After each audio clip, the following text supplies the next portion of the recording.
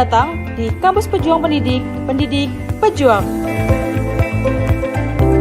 Universitas Veteran Bangun Nusantara merupakan institusi pendidikan tinggi yang memiliki motivasi untuk mencetak lulusan yang mandiri, unggul, profesional, berkarakter, dan memiliki nilai-nilai kejuangan.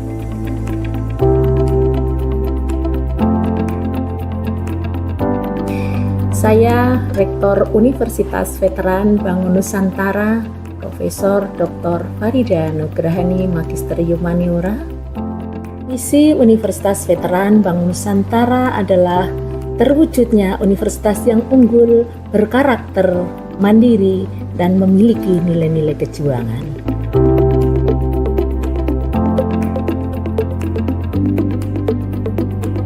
Univet bisa, Univet jaya, Univet unggul luar biasa.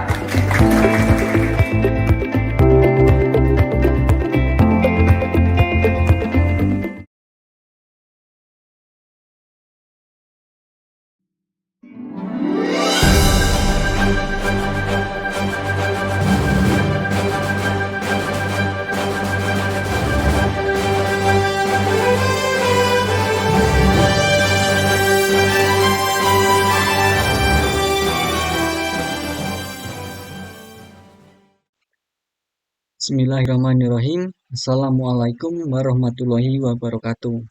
Salam sejahtera bagi kita semua.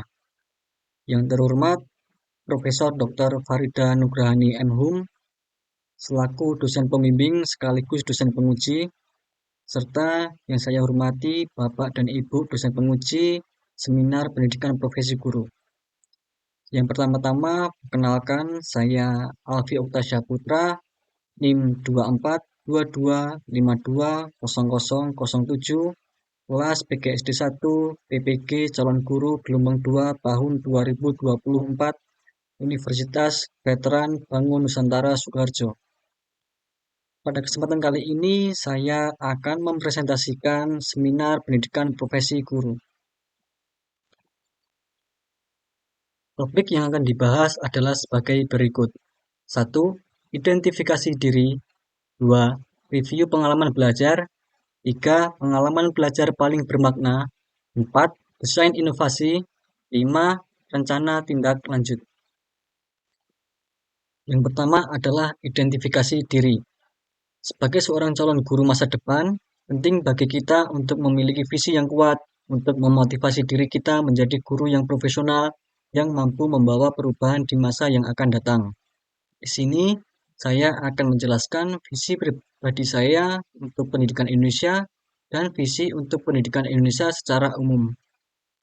Yang pertama adalah visi pribadi untuk pendidikan Indonesia, yaitu saya ingin menjadi guru yang profesional yang dapat mewujudkan pendidikan yang membebaskan setiap anak untuk berpikir kritis, tumbuh sesuai potensinya, dan berkontribusi nyata bagi masyarakat dengan penuh empati dan tanggung jawab. Yang selanjutnya adalah visi untuk pendidikan secara umum, yaitu mewujudkan sistem pendidikan yang inklusif, berkualitas, berkelanjutan, dan relevan dengan kebutuhan zaman untuk membentuk generasi yang unggul, berkarakter, dan mampu bersaing secara global tanpa meninggalkan nilai-nilai kebangsaan. Tentunya, untuk mewujudkan visi tersebut, perlu adanya upaya yang harus dilakukan. Adapun upaya yang akan saya lakukan adalah sebagai berikut. 1. Mengembangkan kompetensi profesional dengan cara mengikuti pelatihan, workshop, dan seminar pendidikan secara rutin, serta aktif dalam komunitas guru atau jejaring profesional untuk berbagi praktik baik dan belajar dari rekan sejawat. 2.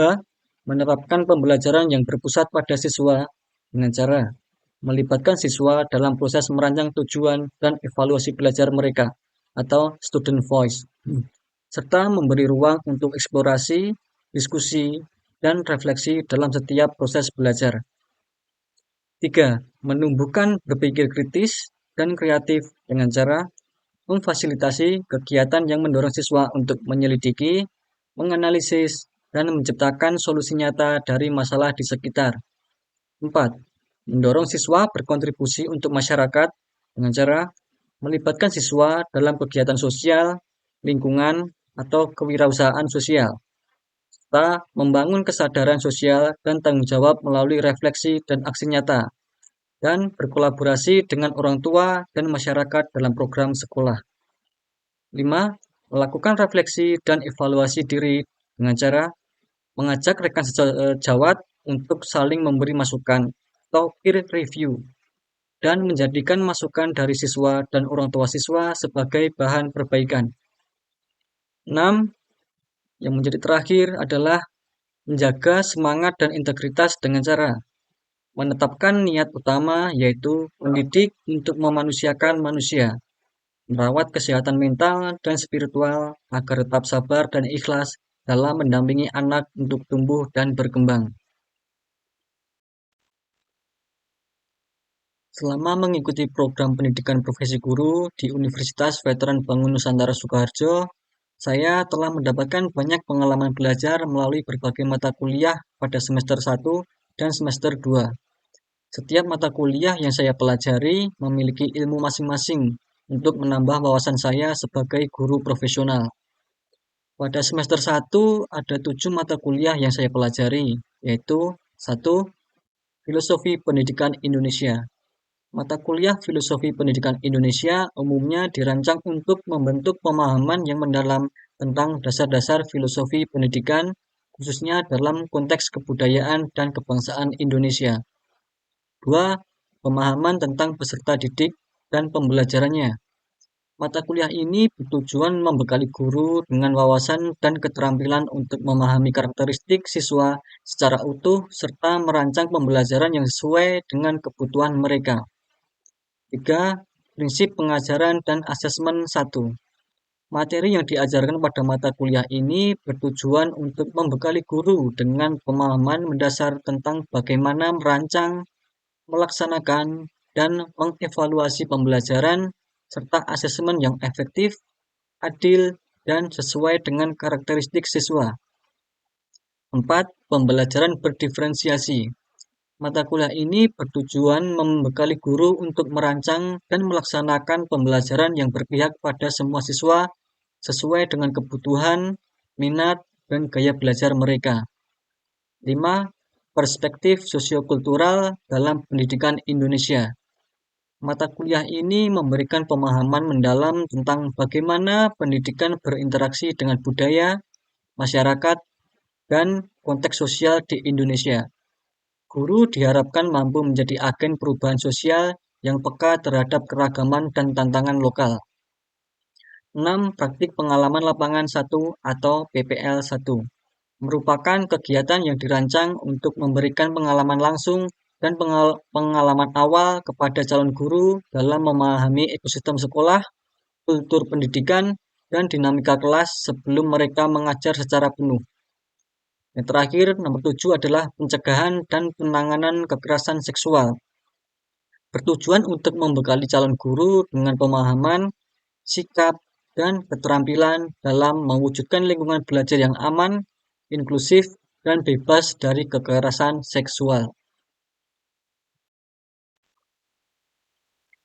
Selanjutnya, pada semester 2, ada 6 mata kuliah yang saya pelajari, yaitu 1.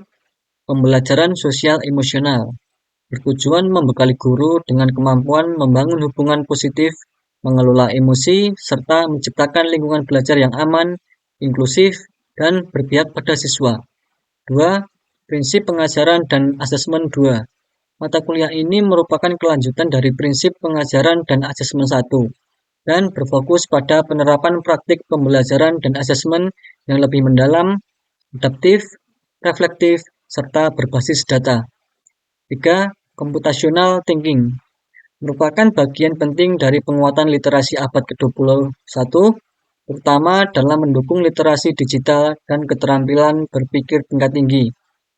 CT bukan hanya untuk guru TIK, tapi relevan juga untuk guru berbagai mata pelajaran sebagai pendekatan berpikir sistematis dan logis dalam menyelesaikan suatu permasalahan. 4. Praktik pengalaman lapangan 2 atau PPL 2 Mata kuliah ini merupakan kelanjutan dari PPL 1. PPL 2 berfokus pada praktik pengajaran secara langsung dan mandiri di kelas, sehingga mahasiswa PPG mengaplikasikan semua kompetensi pedagogik, profesional, sosial, dan kepribadian yang telah dipelajari. 5. Proyek Kepemimpinan 1. Materi yang diajarkan pada mata kuliah ini bertujuan untuk membentuk guru sebagai pemimpin pembelajaran yang mampu mempengaruhi dan menginspirasi perubahan positif di sekolah dan masyarakat sekitar. Ini bukan hanya soal jadi pemimpin secara struktural, tapi menunjukkan kepemimpinan profesional dalam tindakan nyata di kelas dan komunitas belajar. 6. Yang terakhir adalah seminar PPG. Biasanya menjadi bagian dari rangkaian kegiatan akademik yang bertujuan untuk mendalami, menganalisis, dan mengembangkan topik-topik terkini dalam pendidikan. Seminar ini juga merupakan kesempatan bagi mahasiswa PPG untuk menunjukkan kemampuan presentasi, komunikasi, dan kemampuan berpikir kritis mereka dalam bidang pendidikan. Saat saya mengikuti perkuliahan selama 2 semester ini, saya mendapatkan banyak ilmu dan pelajaran untuk bagaimana menjadi seorang guru yang profesional. Dari sekian banyak mata kuliah yang telah saya pelajari, menurut saya, PPL 2 adalah mata kuliah yang memberikan pengalaman belajar paling bermakna dan berkesan bagi saya. Melalui PPL 2 ini, saya dapat mengimplementasikan secara langsung pengetahuan dan pemahaman saya yang saya dapatkan dari berbagai mata kuliah yang telah saya pelajari. Melalui PPL 2 ini, memberikan pengalaman yang nyata bagi saya saat melakukan pembelajaran di kelas. Dalam kegiatan PPL 2 ini, saya mampu mengidentifikasi dan mengenal karakteristik serta didik secara langsung. Saya dapat menggunakan berbagai model, metode, dan pendekatan pembelajaran yang saya sesuaikan dengan kebutuhan peserta didik dan kemudian saya susun dalam bentuk modul ajar, LKPD, dan media pembelajaran. Dalam kegiatan PPL ini, saya juga belajar mengenai kegiatan non-mengajar yang ada di sekolah. Pada mata kuliah PPL 2, terdapat 5 topik pembahasan. 1. Orientasi. 2. Observasi. 3. Pembelajaran terbimbing. 4. Pembelajaran mandiri dan kegiatan non-mengajar. Dan yang terakhir nomor 5, diskusi dan refleksi akhir PPL. Dikarenakan sekolah tempat PPL 2 sama dengan sekolah saat PPL 1, maka kegiatan orientasi tetap dilakukan, namun dengan fokus yang lebih mendalam pada persiapan mengajar. Dalam hal ini, saya tidak lagi melakukan pengenalan lingkungan sekolah secara umum karena sebelumnya sudah mengenal struktur organisasi, biaya sekolah, dan fasilitas yang ada. Orientasi lebih difokuskan pada koordinasi teknis dan pendalaman peran sebagai guru praktik. Saya melakukan diskusi lanjutan dengan guru pamong untuk menyusun jadwal praktik mengajar, membahas perangkat ajar yang akan digunakan, serta menyesuaikan metode pembelajaran dengan kebutuhan kelas yang sudah dikenal sejak PPL 1. Observasi dilakukan dengan mengamati bagaimana guru pamong dan guru kelas merencanakan, melaksanakan, dan mengevaluasi pembelajaran, termasuk strategi yang digunakan untuk mengelola kelas, menyampaikan materi, memberi penilaian, dan menangani keberagaman karakter siswa. Selain itu, saya juga memperhatikan interaksi antara guru dan siswa, gaya belajar siswa, serta dinamika kelas secara keseluruhan. Hal ini penting untuk membantu saya merancang pembelajaran yang sesuai dengan kebutuhan siswa di kelas, termasuk dalam menyusun pembelajaran berdiferensiasi. Saya juga dapat mencatat penggunaan media atau teknologi dalam pembelajaran, pendekatan yang digunakan dalam asesmen, serta bentuk-bentuk penguatan karakter yang ditanamkan selama proses belajar. Observasi ini menjadi landasan penting untuk menyusun perangkat ajar seperti modul ajar, LKPD, dan instrumen penilaian, serta untuk merancang strategi mengajar yang efektif dan kontekstual sesuai kondisi nyata di kelas. Pada saat pembelajaran terbimbing dalam PPL 2, saya mulai melaksanakan proses mengajar di kelas secara langsung, namun masih dalam pendampingan dan supervisi guru pamong. Kegiatan ini merupakan transisi dari tahap observasi ke tahap praktik mandiri. Dalam pembelajaran terbimbing, saya bertanggung jawab menyusun perangkat ajar seperti modul ajar, LKPD, dan instrumen penilaian yang kemudian saya konsultasikan terlebih dahulu kepada guru pamong untuk mendapatkan masukan dan persetujuan. Setelah perangkat ajar tersebut disetujui, kemudian mulai melaksanakan kegiatan pembelajaran kelas sesuai dengan jadwal yang telah disepakati. Selama proses mengajar, guru pamong hadir di kelas untuk mengamati jalannya pembelajaran dan memberikan umpan balik setelahnya.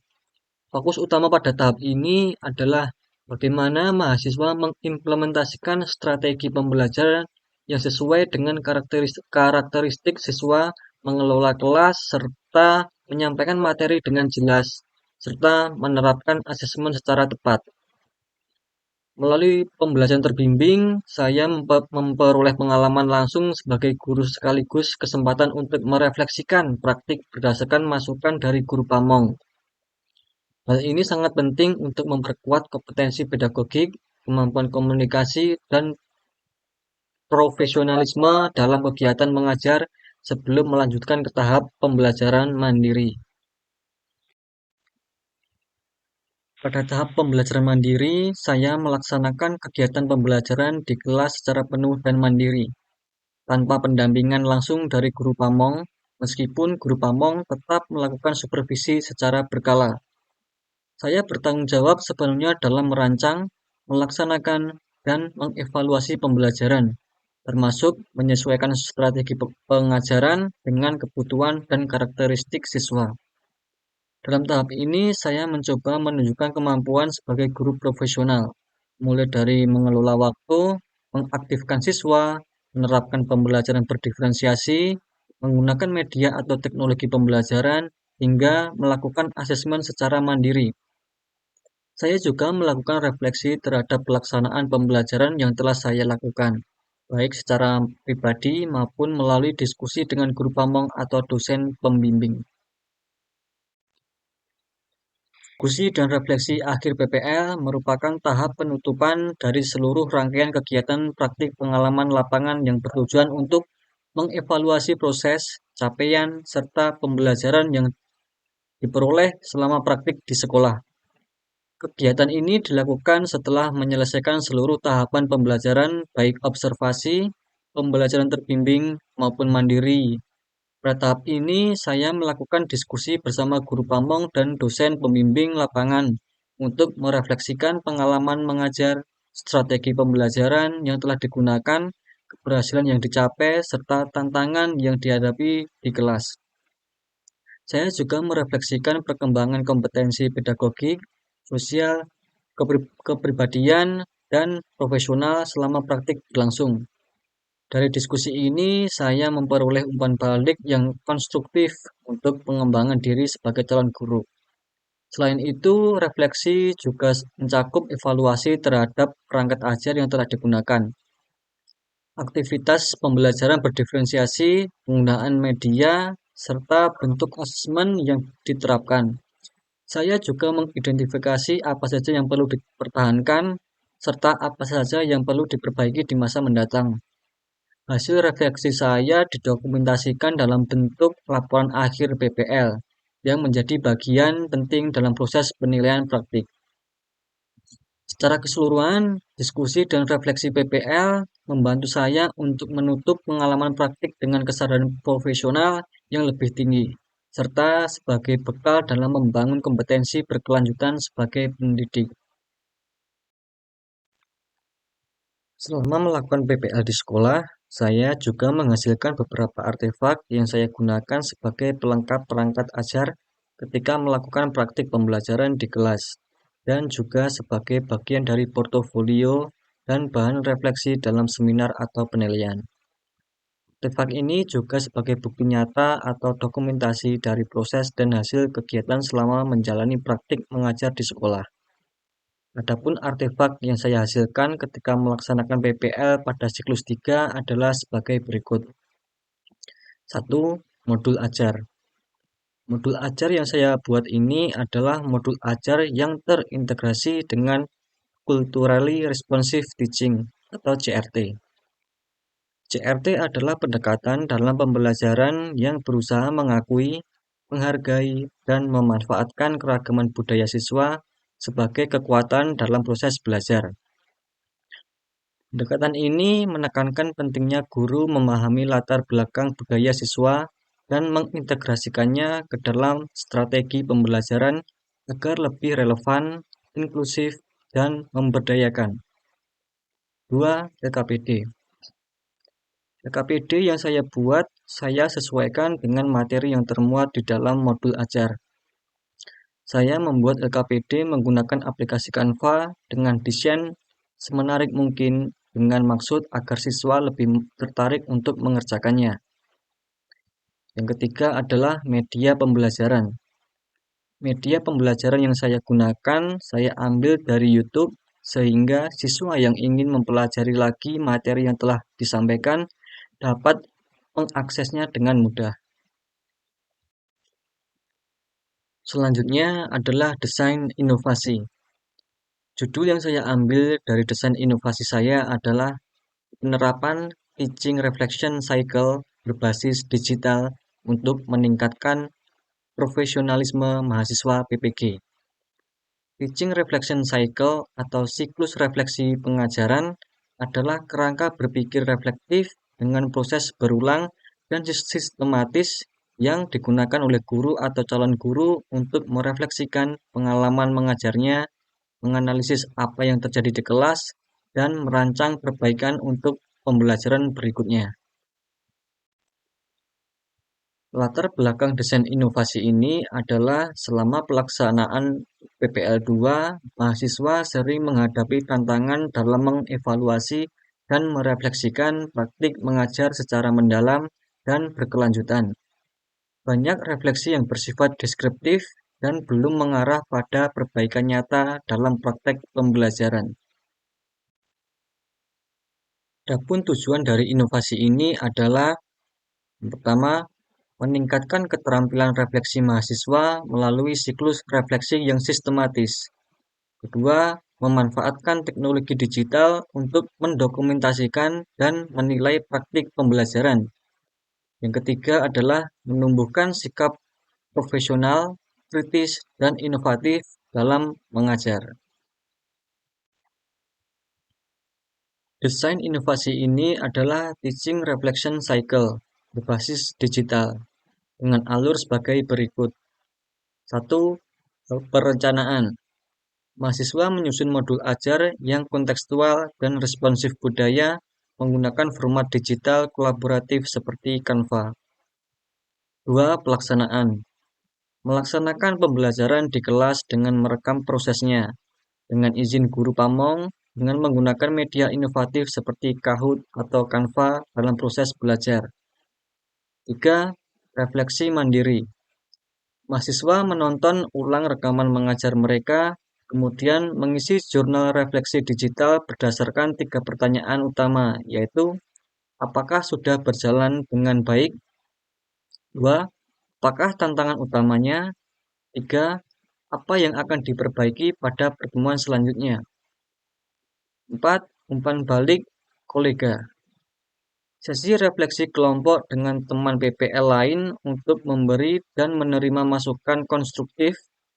Hal ini bisa dilakukan melalui platform seperti Google Meet atau diskusi langsung. Kelima adalah revisi dan tindak lanjut. Mahasiswa memperbaiki modul ajar dan strategi pembelajaran berdasarkan hasil refleksi dan masukan. Kemudian menerapkannya perbaikan tersebut di pertemuan berikutnya.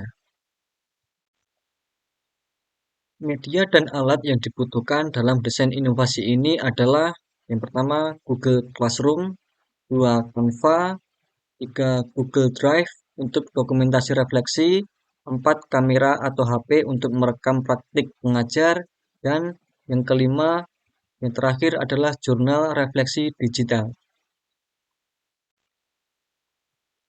Adapun hasil yang diharapkan dari desain inovasi ini adalah: 1.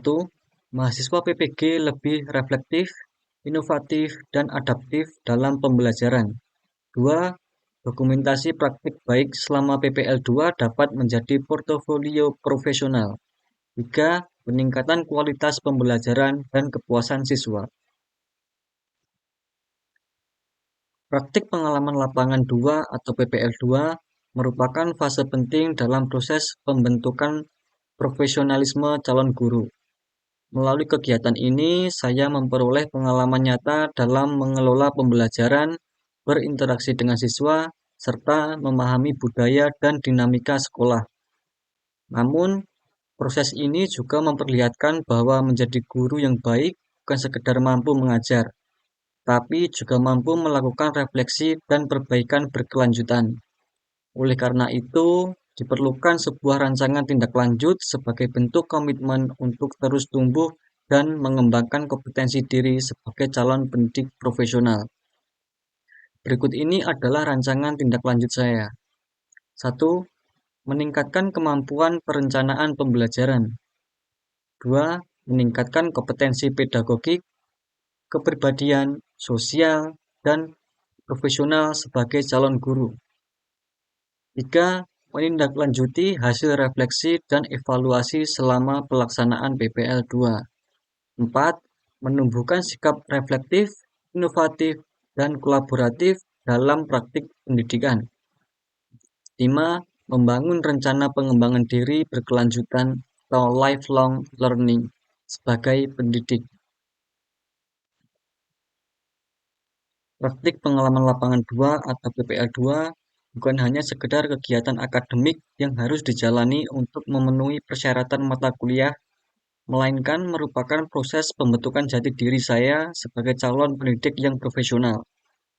Selama menjalani PPL 2, saya mendapatkan pengalaman nyata dalam mengelola kelas, menyusun pembelajaran yang kontekstual, serta menghadapi dinamika interaksi dengan peserta didik, guru pamong, dan lingkungan sekolah. Semua pengalaman itu memberikan pelajaran yang sangat berharga yang tidak akan saya temukan hanya di ruang lingkup kuliah. Namun, saya juga menyadari bahwa pengalaman mengajar selama PPL 2 ini masih menyisakan ruang yang sangat luas untuk perbaikan. Refleksi yang saya lakukan menunjukkan bahwa menjadi guru bukan hanya tentang menyampaikan materi, tapi tentang mendidik dengan hati, memahami setiap karakter siswa, serta mampu beradaptasi dengan perubahan dan tantangan zaman. Melalui rancangan tindak lanjut ini, saya berkomitmen untuk terus mengembangkan kompetensi profesional saya, baik dalam aspek pedagogik, sosial, maupun pribadi. Saya akan terus belajar, terbuka terhadap kritik, dan berupaya menciptakan pembelajaran yang lebih bermakna dan memberdayakan siswa. Saya percaya bahwa guru yang baik adalah mereka yang tidak hanya mengajar, tetapi juga harus belajar, mendengarkan, dan tumbuh bersama siswanya. Guru yang baik mampu menjadi teladan dalam sikap, sabar dalam membimbing, serta peka terhadap kebutuhan dan potensi setiap anak didik mereka. Bukan hanya menyampaikan ilmu, tetapi juga membangun karakter dan pemberi harapan. Cukup sekian apa yang bisa saya sampaikan. Kurang lebihnya saya mohon maaf. Wassalamualaikum warahmatullahi wabarakatuh.